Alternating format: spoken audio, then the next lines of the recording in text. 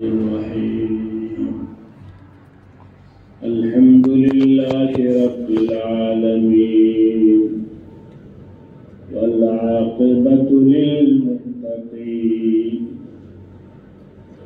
والصلاة والسلام على سيد الأنبياء والمرسلين وعلى آله وأصحابه أجمعين أما بعد فأعوذ بالله من الشيطان الرجيم بسم الله الرحمن الرحيم يا أيها الذين آمنوا أنفقوا مما رزقناكم من قبل أن يأتي يوم لا بيع فيه ولا خلة ولا شفاعة والكافرون هم الظالمون آمنت بالله صدق الله مولانا العظيم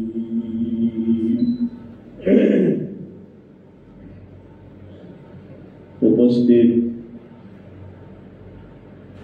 মুআজ্জাজ মুহতারাম সম্মানিত মুসল্লিয়ানে কেরাম, আল্লাহ রাব্বুল আলামিনের দরবারে অসংখ্য শুকরিয়া যে আল্লাহ রাব্বুল আলামিন মেহেরবানি করে দয়া করে আমাদেরকে জুমার নামাজ আদায়ের জন্য মসজিদে আসার তৌফিক দান করেছেন। আলহামদুলিল্লাহ। রমজান শুরু হলো, দেখতে দেখতে শেষও হয়ে যাইতেছে। আমাদের প্রত্যেকের জন্য যোগ বিয়োগ হিসাব করার দরকার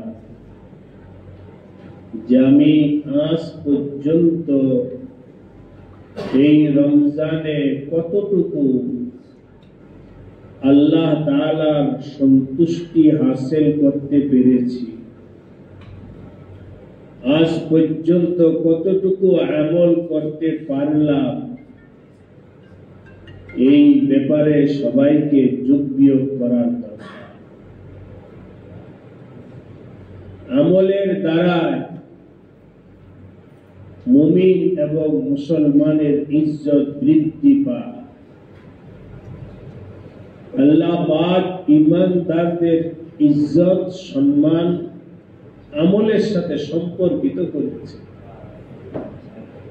টাকা পয়সার সাথে ইজ্জতের সম্পর্ক নয়, ধন দৌলত ক্ষমতার সাথেও ইজ্জতের সম্পর্ক নয়। ইন্না আকরামাকুম ইনদাল্লাহি আতকাকুম, কোরআনে কারিমে আল্লাহ পাক বলেছেন নিশ্চয়ই তোমাদের মধ্যে ওই ব্যক্তি সম্মানিত যেই ব্যক্তি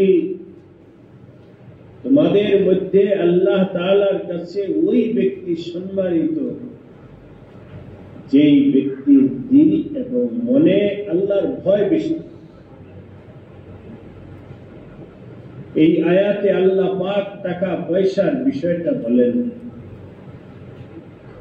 তাই আমার ভাইরা সবার কাছে অনুরোধ করব, প্রত্যেকে নিজে নিজের আমলের হিসাব নেওয়ার চেষ্টা করুন। নিজের আমলের খাতা নিজে তালাশ করি। আমলের মধ্যে একটা আমল তো হলো রমজান মাসে রোজা, যেটা আল্লাহর ফজলে আমরা রাখার চেষ্টা করছি। আরেকটা আমল হলো নিজের সম্পদের হিসাব করে যাকাত দেব। পবিত্র কোরআনে কারিমের বহু জায়গা বরং বলা যায় যেখানেই আল্লাহ পাক নামাজের নির্দেশ দিয়েছেন সেখানে আল্লাহ পাক যাকাতের নির্দেশ। এতবার যাকাতের আলোচনা কোরআনে আসছে। আমি আপনাদের সামনে এখন বিস্তারিত আলোচনা করতে পারবো না সময়ের অভাবের কারণে, শুধু দুটো আয়াতের তরজমা শোনায়। সূরাতুল বাকারা 254 নম্বর আয়াত। আল্লাহ বলেন, হে ঈমানদার, আনফিকু মিম্মা রাযাকনাকুম, তোমাদেরকে আমি যে সম্পদ দিছি তোমরা তা খরচ করো। তোমাদেরকে আমি যে সম্পত্তি দান করেছি তার থেকে তোমরা দান করো। কবে দান করবে?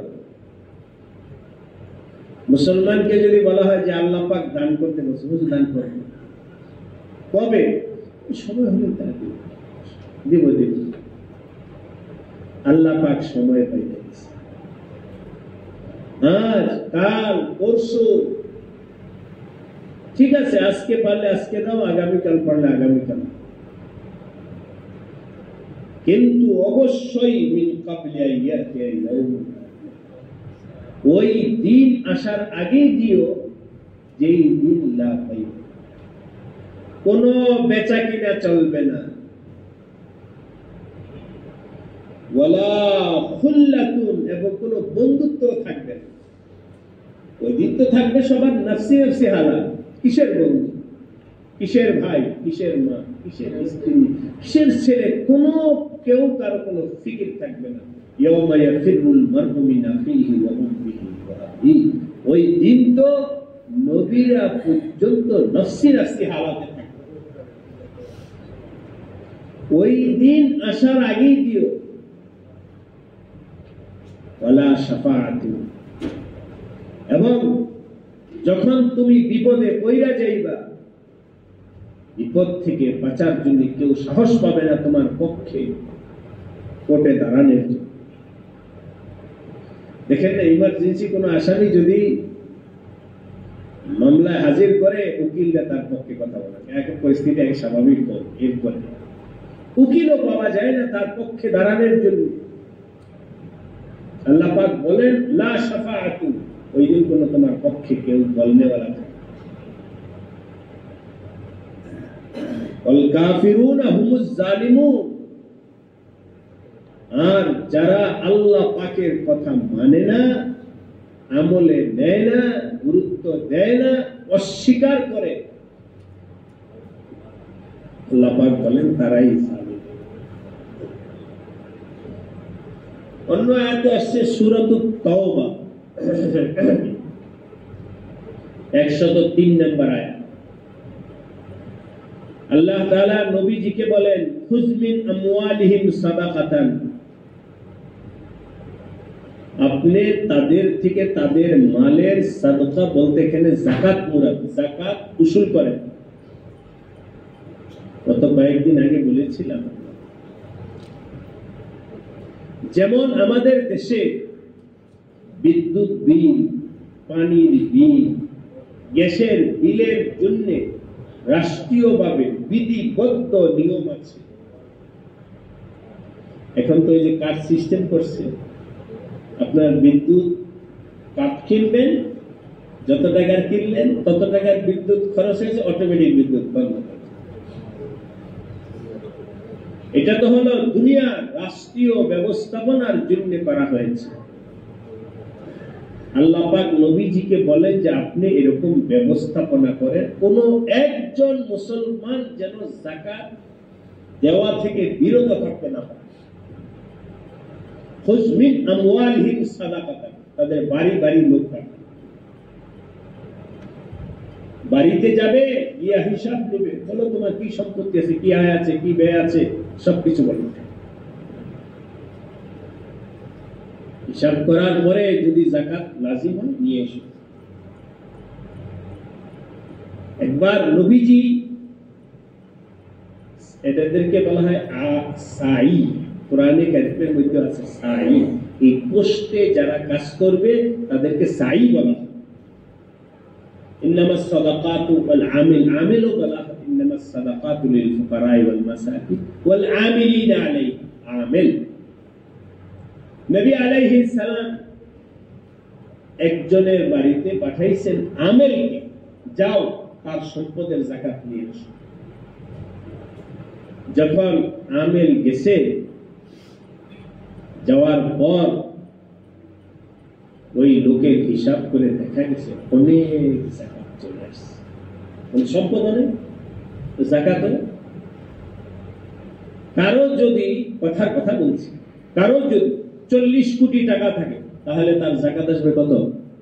1 কোটি। 1 কোটি টাকা দিয়ে দিব, আছেও তো তোমার বেশি, দাও 40 থেকে 1 দাও। যখন হিসাব করে দেখলো যে তার যাকাত পরিমাণটা অনেক বাইরে গেছে, তখন ওই সম্পদওয়ালা একটু সঞ্চাকরি করতে চাই, দান বাম করতে চাই। কারণ হলো এই লোককে যাকাত নিতে পাঠাইছেন কে? নবীজি। অর্থাৎ তার সাথে সম্মানের আচরণ না করা মানে নবীজির সাথেই সম্মানের আচরণ না করা। সে ভদ্রতার সাথে বলল যে ঠিক আছে, আমার যাকাতের টাকা তো দিতে হবেই, দেওয়া তো লাগবেই। মুসলমানের জন্য নামাজ পড়া লাগবে, মুসলমানের জন্য যাকাত দেওয়া লাগবে, এগুলো বিধিবদ্ধ আল্লাহর হুকুম। এটা কোনো ইহসান না, এটা আল্লাহ পাকের হুকুম, আল্লাহর ফয়সালা।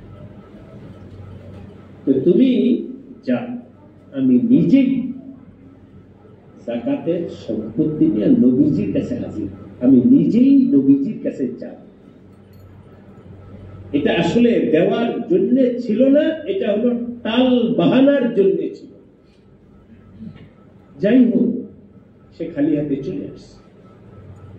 আসার পর নবীজি জিজ্ঞাসা করলেন, ব্যাপার কি, যাকাতের সম্পদ কোথায়? তো সে বিবরণ শোনাই। নবীজি বলেন, আমি বুঝে ফেলছি, ব্যাস, আর কিছু বলার দরকার নাই। আসলে আমার হাতে দেওয়া উদ্দেশ্য না, উদ্দেশ্য না দেওয়া। নবীজি বিষয়টা বুঝছেন, কিছু বলেন। পরবর্তীতে সে যাকাতের সম্পদ আংশিক নিয়ে নবীজির দরবারে হাজির হয়েছে। নবীজি বললেন, আমি তো পাঠাইছিলাম আমেলকে, ওই সময় তার হাতে দেও নাই কেন? আপনাদেরকে বোঝানোর জন্য বলছি, জোহরের নামাজের সময় যদি জোহরের নামাজ না পড়া মাগরিবের সময় গিয়ে জোহরের নামাজ পড়া, এখন পড়লা কেন? জোহরের সময় পড়া নাই কেন? এটা তো নির্ধারিত সময় ছিল আল্লাহর পক্ষ থেকে। রাতের বেলায় জোহর তোমার মন মতই হবে, জোহরের সময় জোহর পড়তে হবে। তোমার যখন বছর পুরো হয়ে গেছে, তো তুমি ওই সময় যাকাতটা দিলে না কেন? তুমি কি এটা মনে করছো যে তোমার যাকাতের উপরে ইসলামী রাষ্ট্র আর গরিবদের রিজিক ডিফেন্ড করে, যে তুমি না দিলে সবাই না খায় মারা যাবে? নবীজি অত্যন্ত কঠিনভাবে মাইন্ড করেছে। নবীজি বললেন, তোমার মতো ব্যক্তির যাকাত এই ইসলামী বাইতুল মালে জমা হবে। তোমার তো তুমি কি করো তুমি জানো, আল্লাহ এখানে নেওয়া হবে। নবীজি এর এই যাকাত কবুল করে চলে গেছে। পরবর্তী সাইয়েদনা হযরত আবু বকর সিদ্দিক রাদিয়াল্লাহু তাআলা আনহুর খেলাফতের জামানায় ওই লোক আবার যাকাত নিয়ে আসে। হযরত আবু বকর জানতেন এই বিষয়। হযরত আবু বকর বললেন, যে ব্যক্তির যাকাত নবীজি এই বাইতুল মালে জমা করেন নাই, আমি আবু বকরের মতো ব্যক্তির দুঃসাহস নাই ওই ব্যক্তির যাকাত এই বাইতুল মালে নিয়ে বাইতুল মালটাকে কলঙ্কিত করে না, হবে না। হযরত আবু বকরও কবুল করেন। সাইয়েদনা হযরত উমর রাদিয়াল্লাহু তাআলা আনহুর খেলাফতের জামানায় আবার আসছে। হযরত ওমর বললেন, যার সম্পদের যাকাত নবীজি কবুল করেন নাই, আবু বকর কবুল করেন নাই, আমি ওমর। ইসলামী খেলাফতের ব্যবস্থাপনা এই ছিল, পরের ওয়ালা পূর্ববর্তী ওয়ালার সম্মান ইজ্জত। আরে আমার থেকে তো বড় ছিলেন আবু বকর। আবু বকর বলে আমার থেকে বড় নবী, নবী করেন না আমি কিভাবে করবো, আবু বকর করেন না আমি কিভাবে করবো। হযরত ওমরও কবুল করেন। পরবর্তীতে হযরত উসমান রাদিয়াল্লাহু তাআলা আনহুর খেলাফতের জামানায় ওই লোক মুনাফিক হয়ে দুনিয়াতে, মানে ইসলাম থেকে বের হয়ে গেছে। তাহলে আমরা ধরতে পারি এই লোক ইসলাম থেকে বের হওয়ার একটা কারণ হলো যাকাত না দেওয়া। উজমিন আমওয়ালিহিম সাদাকাতান তুতাহিরুহুম ওয়া তুযাক্কিহিম। আপনি তাদের থেকে পাই পাই করে হিসাব যাকাত নেন, আর কথা কথা আমি বললাম যে আপনার যাকাতের হিসাবটা দেন। আপনি বললে না বুঝার কারণে হুজুর এমন করতেছি, আমারটা দিলে দিলাম না, দিলে না দিলাম, ঠিক আছে, তোমাকে বুঝানো হচ্ছে তোমার ফায়দার লাভের, এটা জবরদস্তি না। আল্লাহ পাক বলে দিয়েছেন যদি তাদের থেকে যাকাত নিতে পারেন তুতাহিরুহুম, তারাই পবিত্র হবে, তাদের লাভ। আমি জিজ্ঞাসা করি আপনাদের বুঝার জন্য, যদি জিজ্ঞাসা করে আশা করি সবাই এটাই বলবে, যাকাত দিলে লাভ কার, ইসলামের না দেনেওয়ালা? আমার যে দিল তার লাভ। তুতাহিরুহুম, তুমি পাক পেয়ে তোমার লাভ। ওয়া তুযাক্কিহিম বিহা ওয়া সাল্লি আলাইহি। হ্যাঁ, তাদের যাকাত যখন আপনার হস্তগত হবে তখন আপনি আবার তাদের জন্য দোয়া করেন যে আল্লাহ তোমার দান কবুল করে, আল্লাহ আমল করার তৌফিক দেন। আপনি তাদের জন্য দোয়া করেন উম্মতের জন্য। কেন? উম্মত আপনার দোয়ার দ্বারায় মনে তৃপ্তি পাবে, আমল করার প্রতি আগ্রহ পাবে। আপনি তাদের জন্য দোয়া করেন। আল্লাহ পাক নবীজিকে সুপারিশ করতেছেন যে আপনি উম্মতের জন্য দোয়া করেন। সুতরাং আমার ভাইরা, যাকাত এটা আমি কারো করে এহসান করলাম তা নয়, অথবা লামসাম একটা হিসাব করে দিয়ে দিলাম তা নয়। যাকাত কিছু শাড়ি কিনা, কিছু লুঙ্গি কিনা দিয়ে দিলাম তা নয়। ইদানিং বাজারে গেলে আপনারা দেখবেন যাকাতের শাড়ি, যাকাতের লুঙ্গি। আমার প্রশ্ন হলো, যাকাতের শাড়ি ইসলামে তো এরকম কোন পরিভাষাই নেই। যাকাতের আবার শাড়ি, অর্থাৎ এই শাড়িগুলো বানানো হয়েছে কিসের জন্য? যাকাত দেওয়ার জন্য। এগুলো আমার আপনার ঘরে মা বোনদের পরার জন্য নয়। এগুলো কোয়ালিটি ভাবে এমন ভাবে বানানো হয়েছে আপনি 100 শাড়ি দিতে পারবেন। ওই টাকা দিয়ে আপনার ঘরের স্ত্রীর জন্য কাপড় কিনতে চান 10 টাকা পাবেন। তাহলে কেন এই কাপড়টা দিলেন? যে কাপড়টা একজন মহিলা পরে 2 বার ধুইলে আর পরতে পারবে, এমন কোয়ালিটি বানানো হয়েছে। সুতরাং আমার কাপড় দেওয়া এটা যদি গরিবের উপকারের জন্য হয় তাহলে 10টা না দিয়ে আপনি একটাই দেন। কোরআনে কারীম আসলে বলেছি, দ্বীন সম্পর্কে আমাদের বুঝতে হলে শুধু একটা আয়াত না, বহুত পড়তে হবে। কোরআনে কারীমের অন্য আয়াতের মধ্যে আল্লাহ বলেছেন, লান তানালুল বিররা হাত্তা তুনফিকু মিম্মা তুহিব্বুন। তুমি আল্লাহর রাস্তায় যদি দিতে চাও যেটা ভালো সেটা দাও, ভালোটা দাও। কাপড় যদি দিতে চাও ভালোটা দাও। যেটা তুমি ব্যবহার করতে লজ্জাবোধ করতেছ, আপনারা কেউ করেন তা নয়, এমনি বুঝানোর জন্য বলছি, মাইন্ড করার কিছু নেই। তরকারি নষ্ট হয়ে গেছে, এইটা দিয়ে তো কাজের বুয়া নষ্টটা কেন দিল? কাজের বুয়াকে যদি খাওয়াইতে চাও, রান্না করার পরে সবচেয়ে ভালো অংশ যেটা সেটা দাও, আগে তাকে দাও। গরিবকে আগে দাও ভালো অংশ। নষ্ট হয়ে গেছে ওইটা কাজের বুয়া, খারাপ হয়ে গেছে ওইটা দারওয়ান, যেটার কোয়ালিটি খারাপ ওইটা ড্রাইভারকে দাও। লান তানালুল বিররা হাত্তা তুনফিকু মিম্মা তুহিব্বুন। তোমার পছন্দের যেটা, সেটা যদি তুমি দান করতে না পারো, আল্লাহ পাকের সন্তুষ্টি পরিপূর্ণভাবে পাইবে। এই জন্য আমাদের নিয়ত, আমাদের চিন্তা, আমাদের মানসিকতাকে পাল্টানো। তাই সবাইকে আমি উদাত্ত আহ্বান জানাবো, হিসাব করে কাগজ কলম নিয়ে বসে, কাগজ কলম নিয়ে বসে। আমি আমার দেশে একটু দেশ হিসেবে বড় ব্যবসায়ী, আমাদের সামগ্রীর ক্ষুদ্র ব্যবসায়ী জাকাত দাও, দেই তো কিভাবে বলতে পারে না। আমি বলেছি আমার কাছে আপনাদের কাছে অনুরোধ করে বলবো, যদি কারো জাকাতের হিসাব বের করতে না পারেন, অনেক পেসপুস আছে, এই আছে সে আছে, না কোনো পেস নাই, আপনার সদিচ্ছার মধ্যে পেস।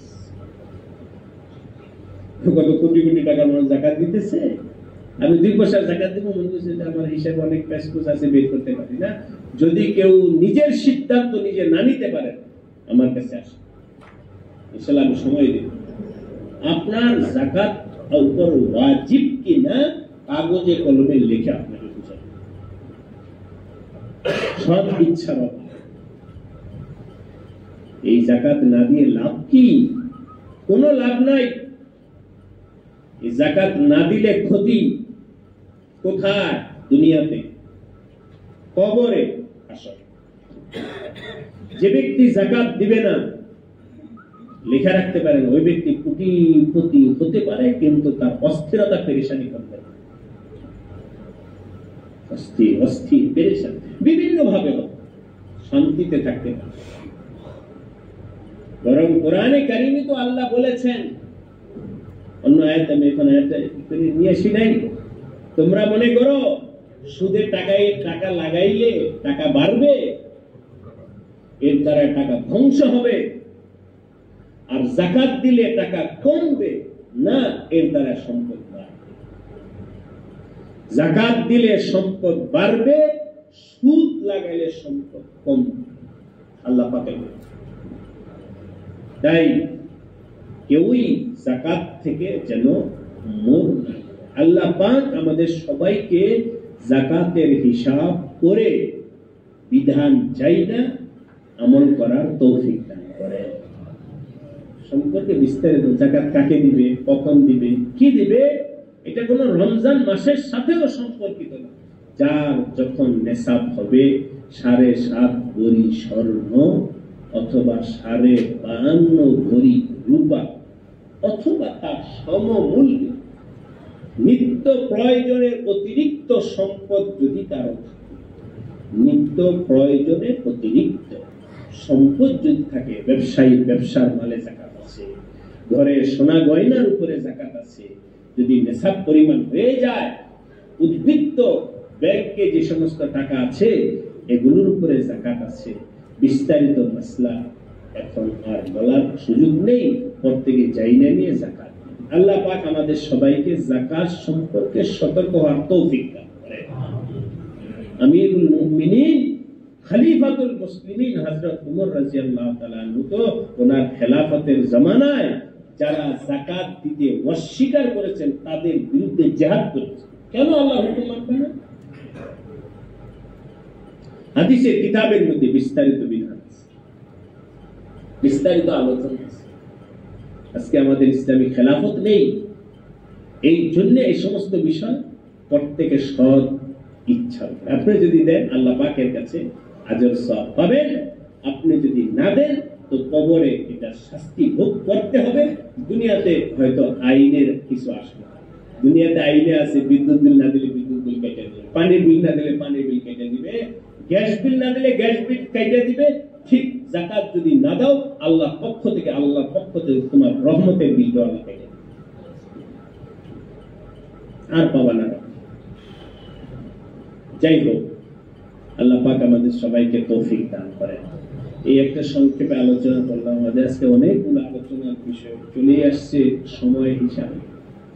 তো মাঝখানে এটা বলে দিই, জাকাত কাকে দিব? গরিব গোরাবা আত্মীয় স্বজন যাদের কাছে, যারা সম্পদশালী না তাদেরকে জাইনা বুঝা কাকে দিব, কাকে দিলে হবে, যে জাইনা দিতে হবে। শুধু লোক দেখানোর জন্য না, বরং যাকে দিব তা সে আসলেই মুহতাজ কিনা, গরিব কিনা, অসচ্ছল কিনা, জাকাত খাওয়ার যোগ্য কিনা, শুধু ধান দললেই তো ফকির হয় না। বুঝা শুইনা হিসাব করে চাই না, এরপরে এর পাশাপাশি আমি প্রতি রমজানে আপনাদের কাছে এবং কুরবানির সময় একটা অনুরোধ রাখি, আমাদের পার্শ্ববর্তী বড় মাদ্রাসা জামিয়া শরিয়া মালিবা, অনেক ছাত্র গরিব এতিম এখানে আছে যারা পড়ালেখা করে, যাদের কিতাবাদি খাওয়া দাওয়া সবকিছু এই ফান্ড থেকে বহন করা। পুরা বছরে অনেক, প্রায় প্রতি মাসে প্রায় 1 কোটি টাকার মতো খরচ করতাম না। যাই হোক, আমি অ্যাকুরেট হিসাবটা বলতে পারলাম না কত টাকা খরচ হয় বাৎসরিক বা মাসিক। এটা আপনারা কাগজের মাধ্যমে, চিঠির মাধ্যমে পেয়ে যাবেন, চিঠি আপনাদের কাছে পৌঁছানো আমরা। আর এই যুদ্ধে যারা সম্ভব মাদ্রাসায় যাকাত দেওয়ার চেষ্টা করে। মাদ্রাসায় যাকাত দিলে কয়েকটা ফায়দা অতিরিক্ত আছে আমাদের উলামায়ে কেরাম। এক হলো আপনার যাকাতটা এতিম গরিবের হাতে পৌঁছবে। দ্বিতীয় হলো ওই এতিম গরিবটা কি করতেছে, কোরআন হাদিস পড়তেছে। তাহলে নেককার এতিম গরিবকে যাকাত।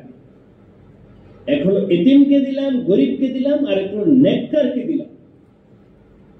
3 নম্বর হলো লাভ হলো ওদের মাধ্যমে ইসলামের তালিম, শিক্ষাটা প্রচার প্রসার, দাওয়াত হবে, ইসলামের প্রচার হবে। এই একটা এতিম ছেলে আলেম হয়ে সে কত দিনই কাজ করবে, এই সবগুলো দিনই কাজের সাদকায়ে জারিয়া আল্লাহ পাক আপনার আমলনামায় পৌঁছায়। সুতরাং মাদ্রাসায় চাইনা শুইনা যদি মাদ্রাসায় আমরা যাকাত দেই, এর দ্বারা 3টা ফায়দা। আপনারা যাদের সম্ভব বাজারে বাজার করতে চান, নিজে দিয়ে আসেন, জরুরি না আমার কাছে দাও, মাদ্রাসা অফিস আছে, অফিসে টাকা দিয়ে আসেন। আর যদি কেউ আমার মাধ্যমে দিতে চান, তো আমার কাছেও মাদ্রাসার রসিদ আছে, যদি দিতে চান তাহলে ওই মাদ্রাসা জামিয়া শরিয়া মালিবাগ মাদ্রাসায় যাকাতের রসিদ দিয়ে দিতে পারেন। যাকাতটা যেন যথাযথ সুন্দরভাবে হয়, আল্লাহ পাক আমাদের সবাইকে তৌফিক দান করেন। 2 নম্বর আলোচনা হলো আজকে কয় রোজা চলতেছে? 13। আগামী শুক্রবার স্বাভাবিকভাবে কয় রোজা হবে? 20। এই 20 রোজা মানি হলো রমজানকে 3 ধাপ নবীজি করেছেন। প্রথম 10 দিন, দ্বিতীয় 10 দিন, তৃতীয় 10 দিনের সাথে একটা আমল আছে যেটাকে ইতিকাফের আমল বলে। সুন্নাত, গুরুত্বপূর্ণ সুন্নাত, এমন সুন্নাত যে নবী আলাইহিস সালাম নিজে এই আমলটা করেছেন। কিছুদিন আগে এক আলোচনা ছিল লালবাগ ইসলামবাগে, সেখানে আমি বলেছি একটু চিন্তা করবেন নবীজির ব্যক্তিত্বটা, নবীজির ব্যস্ততা, নবীজির পরিধি, কাজের পরিধিটা একটু হিসাব করো। নবীজি রাষ্ট্রপ্রধান, রাষ্ট্রপ্রধান কি শুধু একটা এলাকা, বরং সারা দুনিয়ার রাষ্ট্র, সারা দুনিয়ার মানুষের আহ্বান, তার ব্যস্ততা, তার বহুত কিছু, সব ব্যস্ততা সত্ত্বেও যখন রমজানের শেষ আশারা চলে আসতো, সব বাদ দিয়ে নবীজি মসজিদে ছিল। এখন আর কোনো কাজ, নবীজি ইতিকাফ করছে। তাহলে আমরা ধরতে পারি দুনিয়ার সবচেয়ে ব্যস্ততম লোকটা নবীজি ইতিকাফে করছে। আর আমাদের সমাজে দুনিয়ার সবচেয়ে যে ব্যক্তির কোনো কাজ নাই, গ্রামগঞ্জে তো এমন আছে যে মসজিদে রাস্তারা রোজানা যে ভিক্ষা করে, ওই লোককে বলে তুমি ভিক্ষা করো, দিনে কত? 200। তাহলে 10 দিনে যত টাকাটা আমরা দিয়ে দিব, তুমি আমাদের মসজিদে বসে কেন? আমরা ব্যস্ত, তুমি অবশ্যই তোমাকে টাকা দিব, টাকা দিয়ে মসজিদে ইতিকাফে বসাইতে চায়। কেন? কারণ কোন মসজিদে যদি কোন একজন ইতিকাফকারী না থাকে, তাহলে ওই মহল্লাবাসী সবাই গুনাহগার। গুনাহ থেকে বাঁচার জন্য কি করা যায়? সবাই টাকা দাও, টাকা দিয়ে একজন লোক রাইখা দেবে গুনাহ থেকে বাঁচা। নবীজি সবচেয়ে ব্যস্ততম ব্যক্তিত্ব বসছেন, আর আমরা সবচেয়ে অবসর, কাজ নাই এমন লোকটাকে তালাশ করি ইতিকাফে বসা। মোর হয়ে গেছে উম্মত আজকে ইতিকাফের গুরুত্ব। আলহামদুলিল্লাহ। তবে সবাই যে বোঝে না তা নয়, যারা বুঝছে। আমার কাছে খুব ভালো লাগতেছে, অনেকে ফোন করে চলে যেতেছে, আমাদের মহল্লা থেকেও গেছে, নাম বলবো না কারণ, কেন মক্কা শরীফে খুব উৎসব চাঙ্গোবার মোবার কত টাকা খরচ, কিন্তু চলে গেছে কেন মক্কা শরীফে মদিনা শরীফে ইতিকাফ করে। আপনি গিয়ে দেখেন না, এই যে এখানে আমাদের সাইনবোর্ডে হযরত ইব্রাহিম আফ্রিকি মুফতি ইব্রাহিম সাহেব আসছে ওনার সাথে ইতিকাফ করার জন্য, কত মানুষ এখানে জমায়েত হয়েছে। এত বিশাল বড় মসজিদ, 3 তলা 4 তলা 5 তলা পর্যন্ত পুরো ভরপুর হয়েছে, প্রায় 2000 লোকের মতো ইতিকাফ করার জন্য। আল্লাহ ওয়ালা এখনই আছে, আরো বাড়তে থাকবে। মসজিদগুলো ইবাদতের দ্বারা জিন্দা করার জন্য মসজিদ। সুতরাং আমার ভাইরা, আপনাদের মহল্লাবাসী বিশেষ করে সবাইকে বলবো, কারো মনের মধ্যে এটা না থাকে যে মসজিদে এত মানুষ ইতিকাফ করবে কেন, একজন করলেই তো হলো, এই মানসিকতাটা। আলহামদুলিল্লাহ, আল্লাহ আমার কোনো কৃতিত্ব না, বাহাদুরি না, বরত্ব না, কিছু আল্লাহ পাকের ফায়সালা আপনাদের এখানে আসি, কালকে দুনিয়াতেই না থাকতে পারে, আসি বিদায় কিছু আল্লাহর বান্দা মহব্বত ওনারা চাই, এই মহল্লার হোক মহল্লার বাইরে